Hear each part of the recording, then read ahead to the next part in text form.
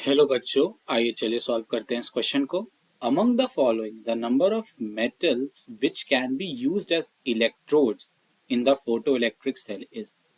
मतलब हमें पता लगाना है कि इन सब मेटल में से कौन से वो मेटल्स है जो एज एन इलेक्ट्रोड यूज हो सकते हैं फोटो इलेक्ट्रिक सेल में। इस क्वेश्चन में जो की कॉन्सेप्ट है it is photo electric cell. जो फोटो इलेक्ट्रिक सेल है वो एक डिवाइस होता है जो कन्वर्ट करता है। It is an electric device that converts energy of light directly into electrical energy. So basically जैसे ही फोटोन स्ट्राइक करेगा इलेक्ट्रॉन का इजेक्शन हो जाना चाहिए। वो बेटर इलेक्ट्रोड की तरह काम करेगा। Let's use this concept and try to figure out कि हम क्या कर सकते हैं इस क्वेश्चन में।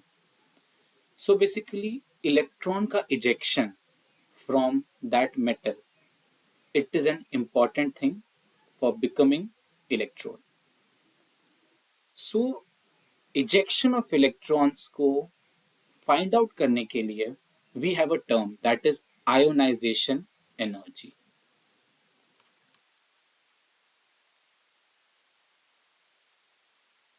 This ionization energy जो होती है वो बेसिकली होती है कि कितनी एनर्जी हमें चाहिए to remove an electron from the atom in gaseous state.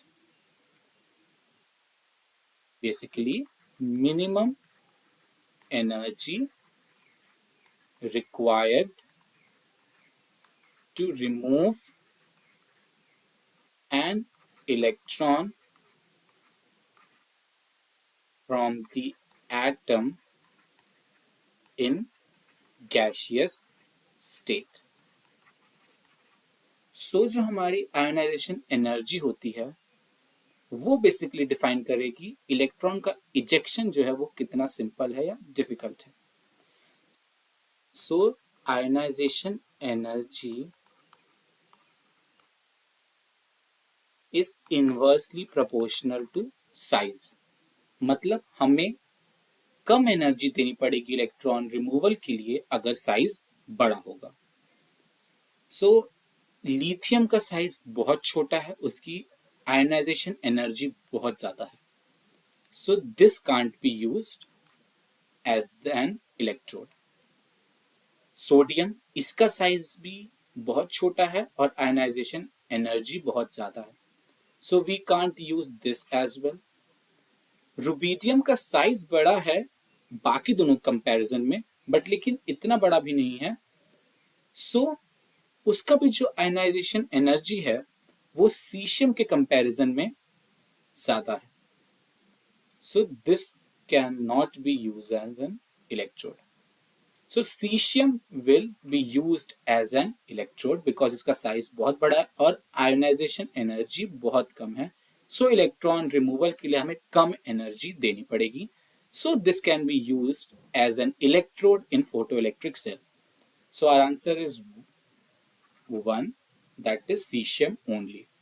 I hope आपको ये आंसर समझ में आया हो।